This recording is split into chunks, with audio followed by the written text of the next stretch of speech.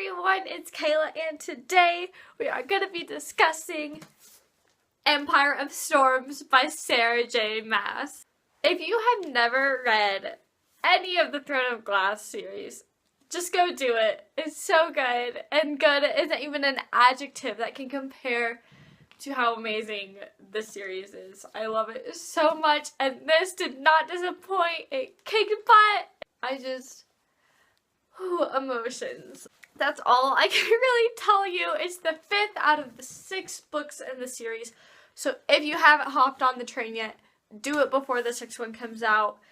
And if you don't want to be spoiled, I will leave now because I'm getting right into this book and discussing it. So my thoughts are sort of all over the place on this book.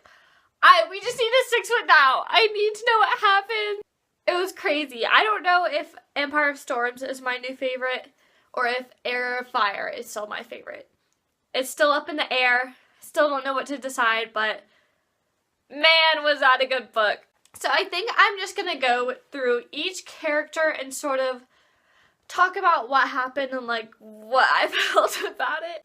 Okay, I'm going to start off with Manon. Oh my gosh, that girl. Okay, the part whenever Manon was gonna have to kill Astrid, I really thought she'd do it. Like, I was about to cry. I just was like, okay, she is so scared of her grandmother. She's gonna swing that sword, and she's like getting ready, and I was like, she's actually gonna do it, guys. And she looks at the 13 and is like, run. And oh my gosh, everything went down. That was so crazy. She almost killed her grandma.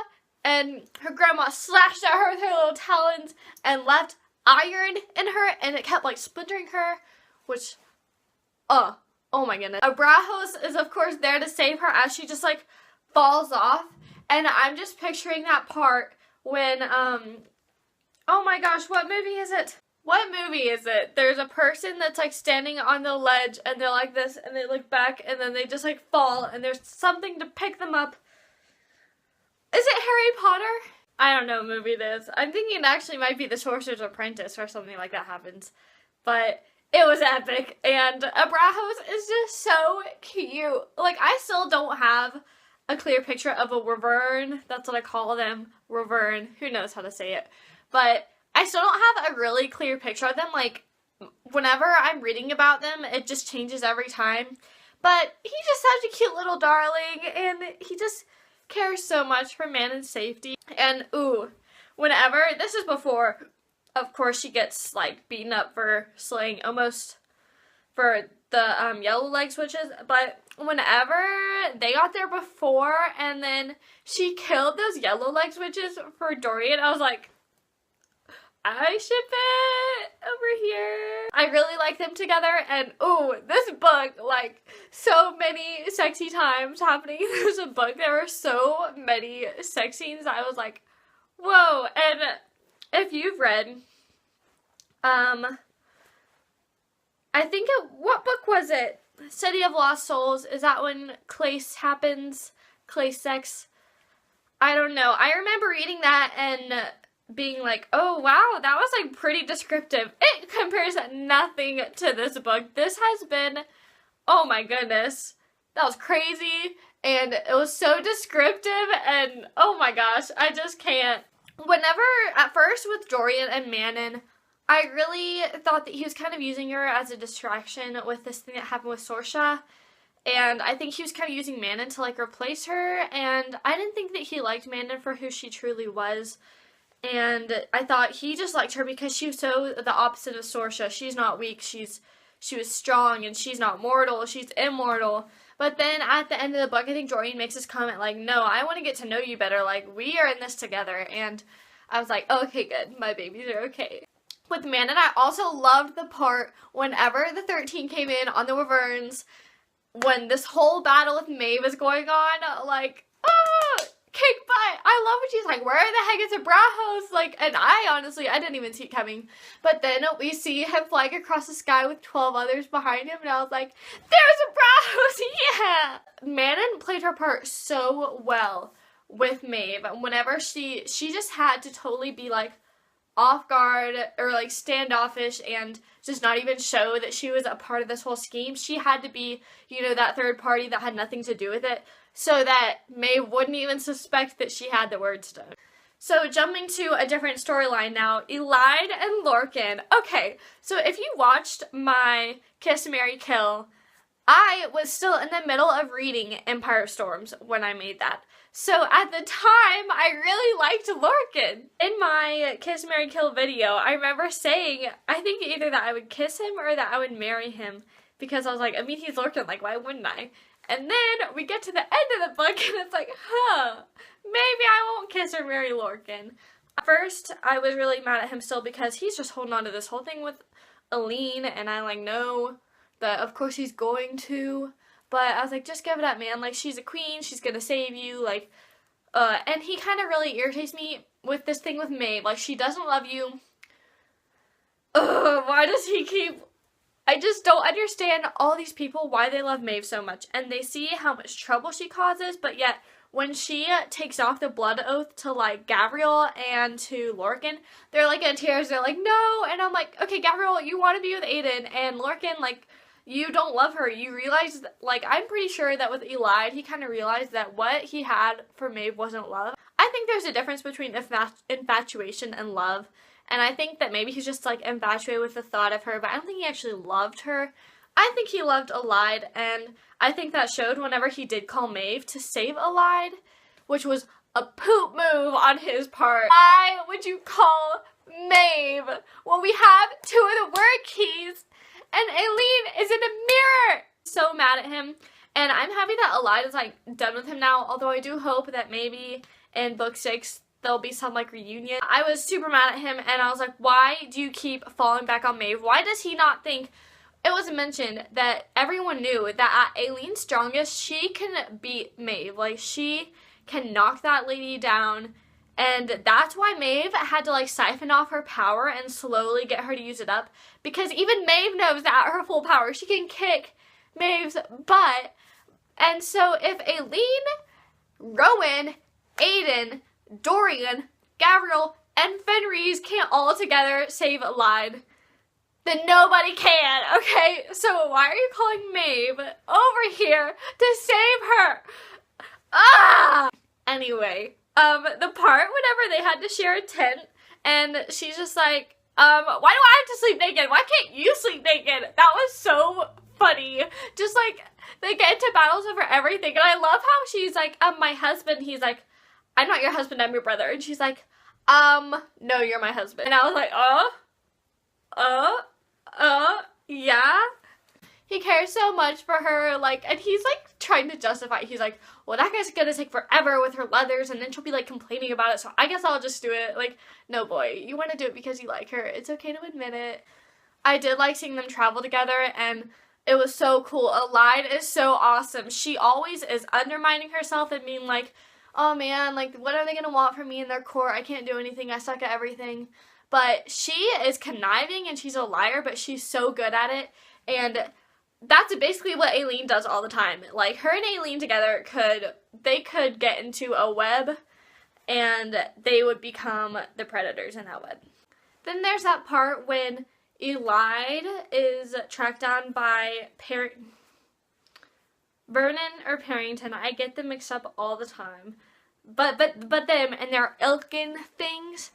And whenever she was talking about, like, oh, the guy kept, like, wanting me to try this stuff on, and I'm like, don't do it, girl. Bring it back to Lorcan. So Elide is about to be put in this metal coffin thing, which sort of, to me, paralleled with how Aileen had to be put in that coffin thing at the end. So Elide has gotten this guy's dagger. She, like, averts him and, like, slams her nose into this like, iron coffin, crunches her nose up, grabs someone's dagger, and at the end of that chapter, it had said, and she drove it home, and I was like, oh my gosh, like, I didn't expect for it to happen.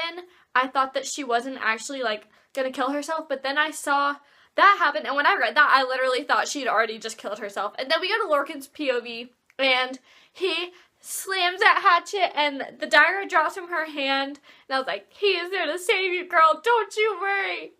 So another point of view that we see this is Dorian, and I kind of touched on him with Manon, but he is really building up his powers in this book. The invisible hands thing honestly kind of creeped me out, especially when he was with Manon and he was like touching her with his invisible hands. I was like, stop. That's weird. You need to stop. His magic is great, and he and Rowan kind of team up at that final battle at the end, and that kind of just shows you his magic is equivalent, maybe more to that of Rowan, who has had like centuries to perfect his magic, which is crazy, and it's awesome. I really liked how he was kind of like, I mean, he kind of affirmed what Aileen already knew she had to do with the keys, but he figured out what that mirror meant, and I was just like, go Dorian. He's been really quiet the whole book, and I know he has so many ideas, and I liked when he's like, I'm a king too. Like, sometimes I feel like they treat him like he doesn't really matter, but he is a king. He has just as much power and right as Aileen does, and they need to listen to him more, and I hope that he has a bigger part in the next book, and I think he will, since he has to go with Manon and the Witch Clan to, like, rally up the Crokins. I don't know how to say it. Crotians? I don't know. I said Crokin, but that's probably wrong. But yeah, I really like seeing Dorian and his magic just getting so much stronger in this book. Someone we didn't see was Cole. Where's he? I thought at least, like, whenever they mentioned he was down with Nezrin, like, rallying up people from the southern continent, I was like, oh, I can't wait to see his point of view, but not once. Not once. And honestly, like, his character is kind of brooding and annoying sometimes, but I do, like, want to see him. And so we'll definitely see him in book 6. I'm super excited for that. Man, book 6 is going to be epic. We're going to have Cole coming down with the southern continent, and Manon coming with the witches, and then Ansel coming with the waste people, and all these, like, desert people coming, and they're just gonna be kicking some butt, and we're all gonna unite and fight the power together, and it's gonna be great. Okay, so another point of view we have is, I'm gonna combine them together, but it's Gabriel and Fenris, and basically, they are there to kill Lorcan, because he went against Maeve, and Rowan evades by that, saying if you kill, it's an active war, and so basically, if you declare that, then that means they can't start an active war on behalf of Maeve, so they're like, oh, thanks Rowan for saving us from having to kill him. And it's really cute to see just, like, Gabriel did sort of build up his relationship with Aiden. I know Aiden at first kind of hated him, but I'm happy to see that they were kind of, like, together at the end, and all their banter together is so funny. Like, them with Rowan, they all, like, hate each other, but deep down they're like, oh, I love you, like, our kid are together, yay. We have them, and then we have Aiden, who, I always forget if he has magic or not. I think he has a little bit. He, like, uses his magic to, like, fight off his wounds, or it might just be his, like, demi-fae blood, but he kind of got on my nerves a little bit throughout this. Like, he still broods a little bit over the fact that he didn't get the blood oath or whatever, and him and Lysandra I really loved. I liked their connection building. I understand that Lysandra has had so much happen to her, and I just wish that she could make the self-realization that Aiden is not going to hurt her, and they can live happily ever after. And I really hope that this thing where she promised Aileen that she would pose as her if something went wrong doesn't trouble their relationship. And she's like, Aiden, that's where you come in. We make babies together. And I'm just like, oh, girl, he had such a big crush on you. And now, whenever he started, like, yelling at her and being so mean, I was like, this is Aileen's plan. Like, you cannot be mad at Lysandra for this. Lysandra, above all, I think, realized what it took. She has been in Aileen's position in a lot of things, and she knows about self-sacrifice, and I know she would any day sacrifice herself for others to live, and she realizes that that's what Aileen has to do, and all these people there are honestly there for Aileen. They want to see Teresin, like, saved, but they're there for Aileen, and I think Lysandra's the only one that realizes that, okay, Aileen might be the sacrifice to save a whole country, and she's the only one really willing to do it. And I really liked that. It was really cool to see Lysandra, how she could change now, and not only take on the animal she wanted to change into, but change the characteristics of the animal to benefit her better. That was super cool to see. Her magic's awesome. And then we have, I think Aileen is our last one that I wanted to talk about. Her and Rowan were super cute. I love Rowan. As soon as we got to Air of Fire, I was like, Rowan all the way. Rowan. I know, I call her Aileen singularly, but with Rowan is Rowan. So yeah, them together is so cute, and there's so much like tenseness and like sexual tension between them all the time, and it's like so fun to read. Oh my gosh, I just love their like back and forth, and Rowan totally accepts that like even though they're basically like married throughout the book, that she is still not telling him everything. Like, he just looks at her and he's like, so, are you just not gonna tell me things? She's like, yeah, and he just smiles and looks back at the map on the floor or whatever, and he totally just accepts that she is just gonna do her own way with, like, anything she wants, and I think that's super funny and super great just to read. Aelin, throughout this whole book, has been gathering up armies, and I think it is crazy because all these people have just always said, like, okay, you were enjoying luxury while we were all suffering, and then you decided to step up and be queen. But even back then, she set the stage. She put that red box, like, dye in her hair and wore contacts so that people would think that Ansel was down there fighting.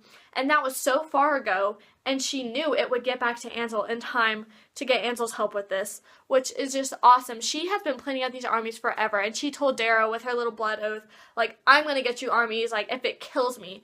And it might kill her, and oh my gosh, everyone was underestimating her so much, and I was so mad at Maeve, because she siphoned off her powers so that she'd be defenseless in front of Maeve, and that was so annoying. And that final battle was just crazy. I was so excited when everyone was like going against the Fae warriors, and Rowan got all of his family to go against them, and then we find out that it's for nothing, basically, because Aelin is about to die.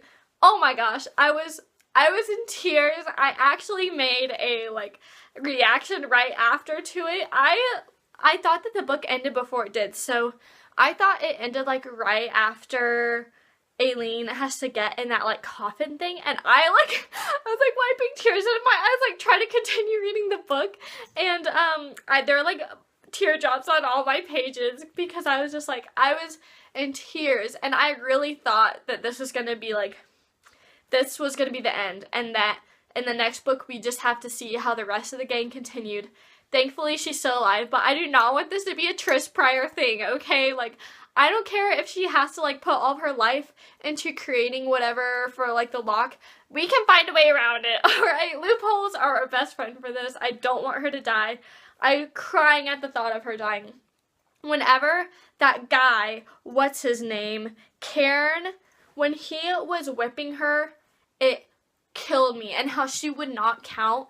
And they got to 9 lashes, and it was literally one on top of the other going into her bones, and she would not count. And when Elide was crying for her, I was crying, and oh my gosh, it was just awful. Going back to that part where there's like 500 Ilkin around them, that was legit. Oh my gosh, she is so powerful. That was just a side note. But anyway, Maeve is just cunning and annoying and selfish, and I don't understand why all these people like her, how they want to have blood oaths to her, and it's like so bad to not have it, because you're not going to have someone who literally like makes you kill people for her now. Like, I was so mad that they were like, no, please, like, no, stop. I'm like, you need to be happy that you are no longer sworn to that, because that is a situation that you want to avoid. But that's a lot of thoughts, but that is what I thought of Empire of Storms. It was epic, it was amazing. Aelin is gonna survive, guys. We just have to keep up hope. Okay, I know I need to keep up hope really bad. How Rowan realized that she'd married him to ensure that there'd be more, like, there'd be a bloodline and that he could be king, because she made plans for everyone to survive without her, except she, like, part of that plan means that she's gonna have to die. So I really hope she doesn't die, and I really hope we don't have to use all those plans that she has under wraps, but it was amazing. She's amazing as always, and I hope you guys enjoyed this video. Leave me your thoughts on the book down below, and I'll see you next time. Thank you for watching. Y'all have a great day. Bye! Hey, I just finished Empire of Storms, and that was so emotional, and I was not ready for it, and I didn't see any of it coming, and I'm just gonna chill out and die for another year until we get the next book out. Like, they're gonna find her. She can't die.